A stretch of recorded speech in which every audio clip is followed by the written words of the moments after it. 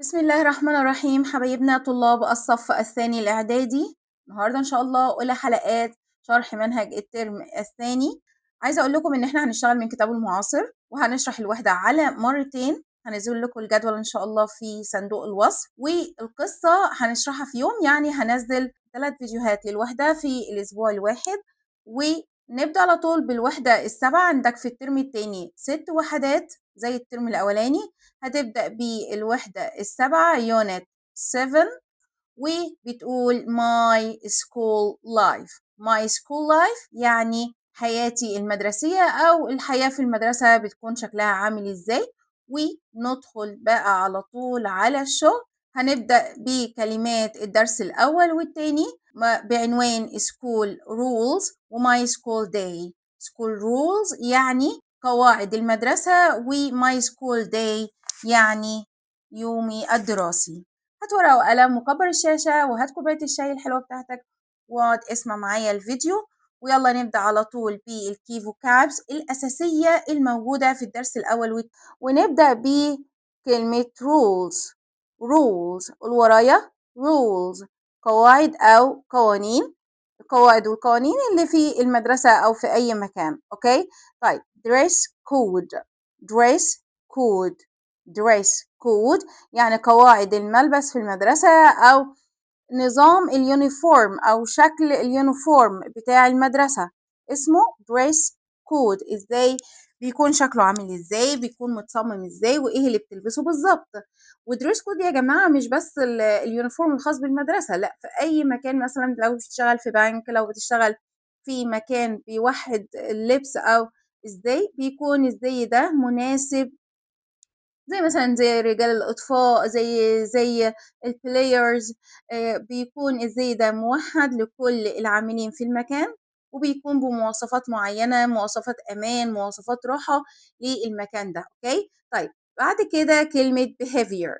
behavior behavior behavior يعني سلوك، سلوكك. ودي طبعا نون. عايزه اقول لك انك تركز دايما مع الحرف اللي ما بين الاقواس ده بيدل على ايه. خدها مني نصيحه بقى، قبل ما تحفظ اي كلمه لازم تعرف نوعها. ليه يا مس؟ علشان تعرف استخدامها في الجمله ومكانها في الجمله بالطريقه الصحيحه. عامله فيديو على القناه عن the parts of speech او اجزاء الكلام، هسيب لك اللينك في صندوق الوصف، ابقى ارجع له عشان تعرف انا قصدي ايه. تمام طيب الكلمة اللي بعد كده كلمة hallway. hallway يعني ممر أو ردهة.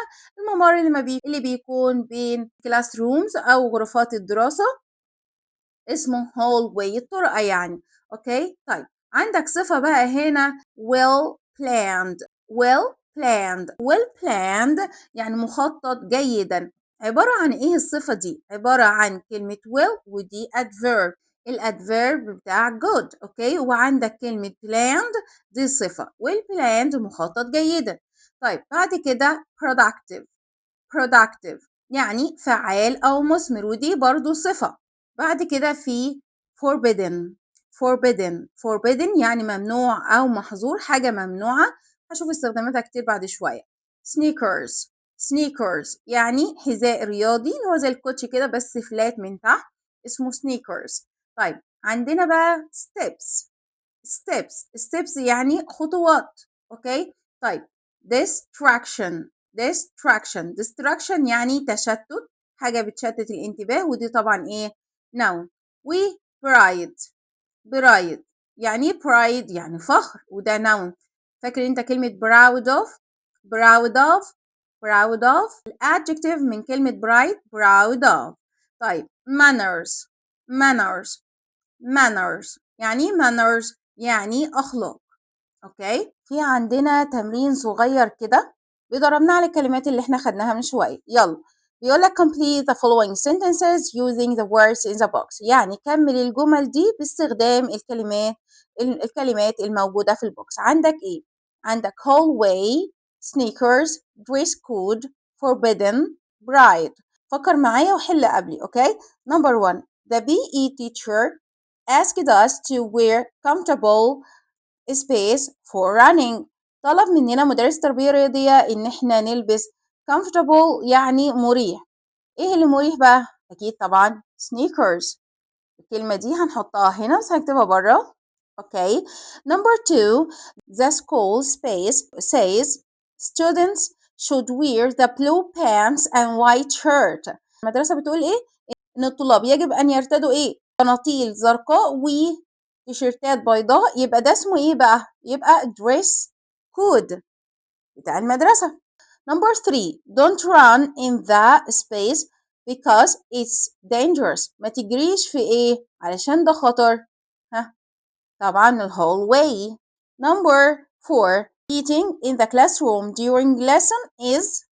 الأكل في الفصل أثناء الحصة بيكون طبعا ممنوع. يبقى هنكتب كلمة إيه؟ forbidden. تمام كده. ندخل بقى على طول على كلمات lesson 1. سهلين جدا على فكرة. ونبدأ على طول بكلمة الكلمة دي اسمها إعدادي preparatory. تاني preparatory. preparatory. بس هنعمل ستريس على البي، نقول preparatory يعني إعدادي أو تمهيدي. تاني كلمة ودي adjective. اوكي طيب اللي بعد كده respectful. respectful. What is the meaning of respectful؟ يعني يتسم بالاحترام، يتسم، هو شخص محترم نقوله عليه respectful. طيب طلب معناها require. require again require. طيب يسمح يعني ايه؟ يسمح يعني allow. avoid. avoid ده verb برضو معناه يتجنب. avoid. لو لاحظت في الثلاث أفعال اللي فاتوا require allow avoid ايه الموجود جنبهم؟ جنبهم حاجتين. أول حاجة ed أو d. ال ed يا جماعة بتعرفك إن الفعل ده منتظم. منتظم يعني بنزوده له يا اما دي اي دي او اي اي دي في نهايته لما نيجي نصرفه. انت عارف طبعا ان اي فعل في الانجليش ليه 3 تصريفات، تصريف اول وتاني وتالت. الفعل ده يا اما يكون فعل regular يعني منتظم او فعل irregular يعني شاذ. طيب اول ما تلاقي حاطط لك يا دي يا اي دي يا اي اي دي جنب الفعل، هو كده بيقول لك ان الفعل ده منتظم. الفعل ده ايه؟ منتظم. طيب عندنا بقى noun تاني اسمه cell phone. cell phone. cell phone يعني هاتف محمول. طيب بعد كده prefer. prefer يعني يفضل، ومحطوط جنبها ايه بقى المرة دي؟ red. red يعني قبل ما تضيف ed للفعل ده علشان تصرفه كرر كمان حرف الار. كرر كمان حرف ايه؟ حرف الار. ليه؟ علشان قبل الار بيسبقه حرف ايه؟ متحرك. يبقى preferred. اوكي طيب الفيرب اللي بعد كده او الفعل اللي بعد كده اسمه raise. raise ده فعل منتظم في نهايته ايه، علشان كده اضفنا ايه؟ دي. اوكي يبقى raised لما يجي نصرفه. طيب بعد كده instructions يعني تعليمات. طيب كلمات lesson 2. الكلمة اللي استخدمها دلوقتي اسمها well planned. جميل جدا. ردد ورايا. greet يعني يحيي أو يرمي السلام على حد، وده طبعا فعل منتظم بزود له ايدي في النهاية. بعد كده positive يعني إيجابي، ودي adjective. طيب الجو العام اسمه atmosphere يعني الجو العام، الجو الموجود اللي انت عايش فيه. بعد كده كلمة review ده verb برضو verb منتظم نحط له ايدي، معناها يعمل مراجعة أو يراجع على حاجة. تمام. طيب typical يعني نموذج أو نمطي. note دي noun معناها ملاحظات. يكتب note. participate يعني يشارك، وده طبعا verb منتظم في نهايته ايه فبزود له دي بس. يقاطع أثناء الكلام ده verb اسمه interrupt. اوكي ممرات يعني corridors. اوكي ينظم وده فعل منتظم معناه organize. جدول مواعيد timetable ودي noun. واثق confident ودي adjective معناها واثق من نفسه.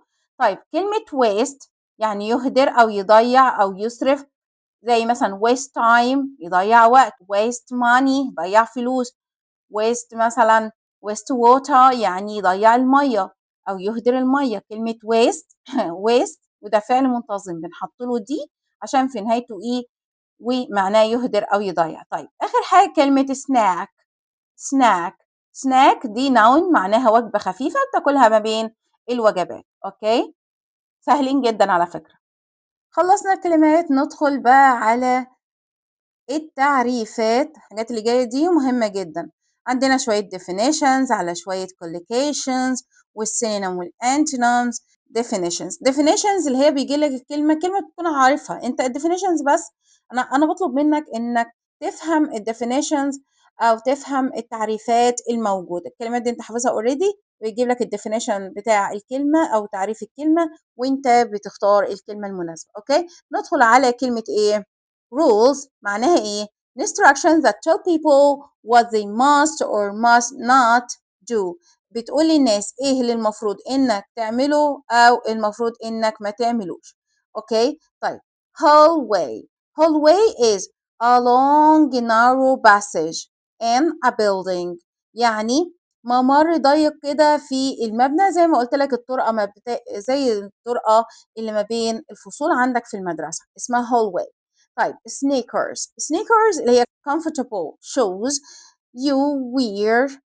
بيكون shoes مريح جدا انت بترتديه for sports مثلا او walking. اوكي اسمه حذاء رياضي. طيب behavior يا جماعة اللي هو the way someone act الطريقة اللي بي بيتعامل بها الإنسان مع الناس اسمه سلوك. طيب عندنا آخر واحدة forbidden is something not allowed حاجة غير مسموح بها to happen إنها تحصل by rules or law ممكن بالقوانين أو القواعد الموجودة في أي مكان. أوكي ندخل بقى على collocations يعني تركيبات. يعني إيه؟ يعني تركيبات لازم تحفظها مع بعضها. ممكن تكون حرف جر وكلمة فعل واسم فعل وصفة. أوكي زي كلمة مثلا follow يعني يتبع. ممكن تبقى follow dress code أو follow safety rules. follow يا جماعة يعني يتبع. ممكن أنت تتبع قواعد اللبس المحطوطة في المؤسسة اللي أنت شغال فيها أو تتبع القوانين أو قواعد الأمان الموجودة في المؤسسة دي. the dress code بتاخد الفعل إيه يا جماعة follow. هيجي لك دلوقتي يسألك عليها في الاختيارات. طيب عندك كلمة show. يعني ايه show؟ يعني يظهر. طيب يجي وراها كلمة ايه بقى؟ bright. show bright يعني يظهر الفخر. طيب كلمة raise their hands يرفعون أيديهم. حلو كده سهل على فكرة. كلمة waste يعني يهدر. طيب waste your time تهدر وقتك waste time waste مثلا money الحاجات دي. طيب خد بالك بقى من كلمة create يعني يخلق أو يبدع. بس لما يقول لك بقى أو يعمل جو إيجابي موجود يعني نقول create a positive atmosphere. create a positive atmosphere يعني يخلق جو إيجابي. كلمة do هيجي وياها activities. do activities أو do exercise. طيب عندك take يعني ياخذ take notes ياخذ ملاحظات take photo حاجات كتيرة قوي بس بلاش أقولك عليها دلوقتي. طيب feel يعني يشعر feel confident يعني يشعر بالثقة. تمام زي الفل. نيجي بقى على السينونيمز والانتونيمز المرادفات والعكس أو التضاد. طيب كلمة respectful يعني يتسم بالاحترام شخص محترم. بيسويها polite بيسويها well mannered يعني بيتعامل بطريقة جيدة. عندنا عكسها كلمة rude أو impolite. أوكي طيب tidy منظم بيسويها neat or clean. طيب عكسها فوضوي يعني messy. موجود عندك forbidden يعني ممنوع بيسويها prohibited or prevented. عكسها كلمة allowed or acceptable مسموح allowed يعني مسموح. طيب narrow يعني ضيق. حاجة narrow يعني ضيق زي ممر ضيق كده بتساويها كلمة tight. كلمة ايه tied. لما أقول مثلا الملابس دي is tied, the class is tied. الملابس ضيقة. أوكي، عكسها بقى wide. عكسها إيه؟ wide. ها، الكلمة اللي بعد كده productive. productive يعني مثمر أو مفيد، بتساوي كلمة effective. effective. effective يعني حاجة فعالة أو مفيدة. effective. وعكسها unproductive. بنعكس الكلمة دي بإضافة الprefix اللي هو un. حلو كده. positive يعني إيجابي، بتساوي كلمة إيه؟ helpful. وعكسها negative. سهلة دي. well planned بتساوي organized. عكسها messy or random، عشوائي أو فوضوي. طيب waste يهدر، عكسها misuse. واخد لي بالك كده كلمة use يعني misuse يسيء الاستخدام، يبقى waste بتساوي كلمة misuse. ها، وعكسها كلمة save يوفر أو يدخر. آخر واحدة distraction يعني يشتت الانتباه أو يشتت الحاجات. طيب بتساوي كلمة interruption يعني يقاطع، وعكسها focus or attention. موضوع سهل جدا وبسيط، انت تفهم بس المعنى قبل ما تحفظ، افهم المعنى. اوكي، هندخل على حاجة تانية اللي هي ايه بقى؟ prefixes and suffixes. عشان افكرك بس بيهم، عايزة اقول لك ان المقطع ful بيعمل ايه؟ بيكون الصفة من الفعل. لو عندك فعل هحط له في نهايته ful هيعمل لي صفة، زي كلمة ايه؟ respectful يتسم بالاحترام. عندك المقطع اللي هو I O R بنكون الاسم من الفعل، يبقى انا عندك فعل هزود في نهايته I O R زي behavior. كلمة behave يعني يتصرف، behavior يعني سلوك. مقطع ال واي سهل قوي، ده بنكون الظرف من الصفة أو بنكون الحال من الصفة. لو عندك صفة هتحط لها ال واي في النهاية تتحول لحال، زي مثلا equal يعني متساوي، equally بطريقة متساوية، أو carefully يعني بحذر. طيب المقطع دي بحطه في نهاية الفعل علشان يعمل لي الصفة، زي كلمة organized. انا عايزه اقول لك انه مش دي بس، ان هو اي دي كمان. لو هو لو صفه مفيش في نهايتها اي هنحط لها اي دي عادي. وعايزه اقول لك كمان ان هو التصريف الثالث من الفعل هو الصفه. خليها بس في ذهنك عبال ما ايه، ما نشرحها كده لوحدها. طيب اخر حاجه الاي في اي بتكون الصفه من الاسم، يعني عندك اسم ولو حطيت له اي في اي في النهايه هتعمل صفه، زي كلمه productive. اوكي، كلمه productive يعني فعال او مثمر. ناخد بقى شوية تصريفات للأفعال irregular. الغير منتظمة. كلمة wear wore worn. worn. forbid forbidden. wake up woke up woken up. take talk taken. forget forgot forgotten. خلصنا شوية الحاجات المهمة والكلمات وتصريف الأفعال. ناخد بقى درس الريدنج بتاع النهاردة، سهل جدا على فكرة، وهنقراه كده بسرعة عشان تفهمه، ونحل بعد كده شوية أسئلة عليه. اتفقنا؟ يلا بينا. Welcome to my preparatory school. Here are our important school rules. يعني أهلا بكم في مدرسة الإعدادية. هنا قواعد مدرسية مهمة. يلا بينا نشوف مع بعض إيه القواعد دي. Every school has rules. كل مدرسة لها قواعد that help create a safe and respectful learning environment. بتخلق تعليم آمن ومحترم أو بيئة آمنة ومحترمة للتعليم. At my school في مدرستي students must follow the dress code. الطلبة لازم يتبعوا نظام لبس معين. classroom rules قواعد الفصل. behavior rules وكمان قواعد للسلوك and library rules وقواعد كمان مكتبية. The dress code requires the students to wear the school uniform. أول حاجة في الدريس كود إن الطلبة كلهم يرتدوا يونيفورم مدرسي every day كل يوم. Jeans and sneakers aren't allowed. لبس الجينز والسنيكرز مش مسموحين في المدرسة. It's also important to keep uniforms clean and tidy. اليونيفورمز يا جماعة لازم تكون نظيفة ومرتبة أو مكوية to show pride in the school علشان تبين إن أنت إيه فخور أو تبين الفخر في المدرسة. أوكي طيب behavior rules بالنسبة لقواعد السلوك إيه هي are equally important كلهم متساويين في الأهمية. Students must respect لازم الطلاب يحترموا المدرسين ده لازم and each other وكمان يحترموا بعضهم البعض.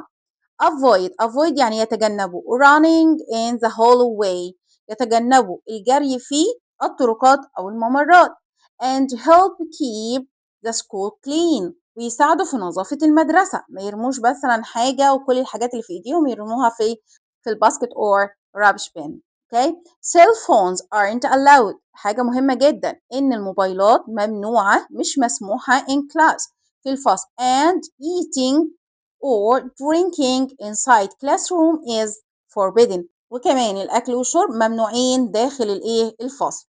In the classroom students should arrive يعني ايه arrive بقى يا جماعة يعني يوصلوا should arrive on time يا جماعة يعني الوقت المحدد on time. They must listen carefully لازم كمان إنهم يستمعوا بحرص وبحذر to their teachers and classmates هنا يعني زملائهم في الفصل لازم نستمعوا كويس جدا للمدرسين والزملاء talking while the teacher is speaking isn't allowed والتحدث أثناء تحدث المدرس غير مسموح داخل الفصل. Students should raise their hands before speaking ترفع أيديهم قبل التحدث. In the library في المكتبة بقى Students should be quiet الطلبة لازم يكونوا quiet هاديين quiet يعني calm هادي. Return books إنهم يرجعوا الكتب on time في الوقت برضو المحدد and never write in them وأبدا ما يكتبوش في الكتب اللي بيستعيروها من المكتبة. Good behavior السلوك السليم makes the school better for everyone بتخلي المدرسة بيئة جيدة أو أحسن لكل حد. أوكي في حاجة مهمة بقى عندنا اسمها general note on reading and listening زي ايه hallway corridor passage ايه الفرق يا جماعة ما بين الثلاث كلمات دول ركز لي بقى معايا كده hallway يعني ممر داخل منزل او داخل مدرسة يعني الطرقة اللي بتربط ما بين الغرف حلو كده بتكون داخلية وغالبا بتكون قريبة من المدخل عارف انت الطرقة اللي ما بين الفصول اسمها hallway بتساوي بالظبط كلمة corridor. ناخد كده المثال الأولاني the students waited in the hallway the nurse walked down the corridor الممرضة كانت ماشية في الممر. كلمة passage بقى دي برضو noun ده ممر ضيق أحيانا كده بيكون في بين الأماكن أو مباني بيكون جوه أو بيكون بره أغلب الحاجات إنها الباسج دي بتكون بره ما بين المباني نقوله مثلا the cat ran through the narrow passage إن القطة كانت بتجري خلال ممر ضيق ده ما بين المباني. أوكي طيب عندنا كلمة raise يعني يرفع ورايز يعني يشرق للشمس أو ينهض. كلمة raise ده فعل منتظم معناه يرفع يزيد يربي خلي بالك ان raise برضو معناها يربي الأطفال مثلا أو يجمع مال ودايما وراها مفعول. طب ناخد مثال they raise the flag ان هما بيرفعوا العلم every morning at school كل يوم في المدرسة. number 2 parents الآباء raise their children with love بيربوا أبنائهم على الحب. they want to raise money إن هم عايزين إنهم يجمعوا فلوس for charities للجمعيات الخيرية. أما كلمة raise بقى ده فعل شاذ تصريفه rose risen معناه يرتفع ينهض وكمان للشمس تشرق نقوله مثلا the sun rises in the east الشمس تشرق من الشرق. وكمان عندك مثال temperature درجات الحرارة rise in summer بترتفع في فصل الصيف. سهل جدا raise يعني يرفع ايد يرفع علم يرفع اي حاجة يحوش فلوس rise تشرق الشمس ينهض من مكانه يرتفع كلام من ده. ندخل بقى على حاجة قبل ما ندخل على حل الأسئلة مهمة أوي برضو التعبيرات وحروف الجر important expressions and prepositions. طيب معايا كده يلا learning environment يعني بيئة تعليمية آمنة. تمام. equally important، خد بالك equally هتجيلك في الاختيارات. equally important يعني متساوي في الأهمية. make the school better يخلي المدرسة أفضل. better. check your timetable، الفعل check يجي قبل your timetable يعني تفحص جدول المواعيد. حلو كده. طيب ايه تاني؟ participate actively. participate يعني يشارك بطريقة فعالة أو بفاعلية. participate actively. يخلق جو إيجابي create positive atmosphere. ينصح give advice. give ايه؟ advice. ندخل على حروف الجر. welcome بتاخد حرف الجر to. welcome to مرحبا فيه. on time في الوقت المحدد.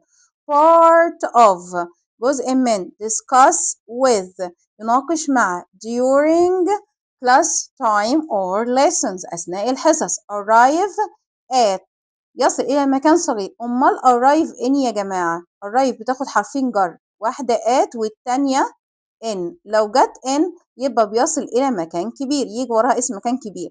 at break time في وقت الراحة. طيب take care of يعتني بيه. take part in يشارك فيه. late for يعني متأخر. كده خلصنا كل كلمات والاكسبريشنز والتعبيرات المهمة. فاضل جزء الاكسرسايز يا جماعة، نتدرب على كل حاجة خدناها دلوقتي ونطبق ازاي الكلمات دي بتيجي في الامتحان. يلا يا شباب نركز على الأسئلة الخاصة بالفوكابس. يقولك choose the correct answer from A, B, C or D. نتكلم على الكي فوكابس اللي احنا شفناها في الأول. You mustn't park here. It's a space. It's allowed, easy, forbidden, available. طبعا هتكون it's A. It's forbidden. Number 2. Following traffic space helps us stay safe. Traffic games, jocks, walls, rules. Traffic rules. Number 3. Good space means being kind and friendly. Good corridor, language, behavior, snacks. Good behavior. سلوك الجيد. Number 4. Turn off your phone to avoid space while studying. To avoid tasks, distractions, happiness, learning. طبعا هتكون distractions. Number 5. Space are comfortable shoes you wear for sports or walking. طبعا هتكون A. Sneakers, stickers, snakes, sticks. طبعا هتكون sneakers. Number 6. A space is a long narrow passage in a building.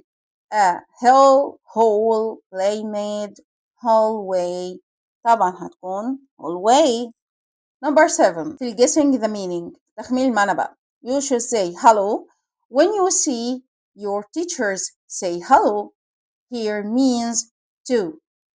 Hate, greet, nor, refuse. طبعا greet. حي. Number 8. School rules help create a safe and space learning environment. A safe and messy, respectful, noisy, harmful. الثلاثة دول سلبيين، احنا هنختار ايه؟ respectful، محترمة. Number 9. One important school rule is that students should space their hands before speaking. انهم يرفعوا ايديهم قبل الكلام.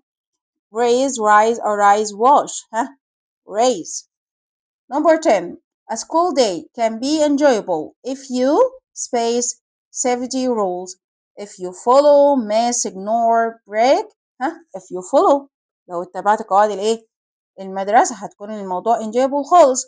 يعني enjoyable هنا يعني ممتع. Number 11. Keeping school uniforms clean and tidy shows space in the school. المحافظة على لبس المدرسة نظيفا ومرتب ده بيبين ايه بقى؟ proud, pride, disorder. يبين ايه؟ اختار بقى من الأربعة دول. طبعا احنا عايزين noun هي كلمة pride مش proud. لا proud لو كان في حرف جر off. اوكي. طيب synonym بقى والانتونيم. في number 12. Eating inside the classroom is forbidden. Space is the synonym of forbidden. ايه بقى معنى forbidden؟ allowed. خلي بالك allowed يعني مسموح. prohibited healthy rude. طبعا prohibited.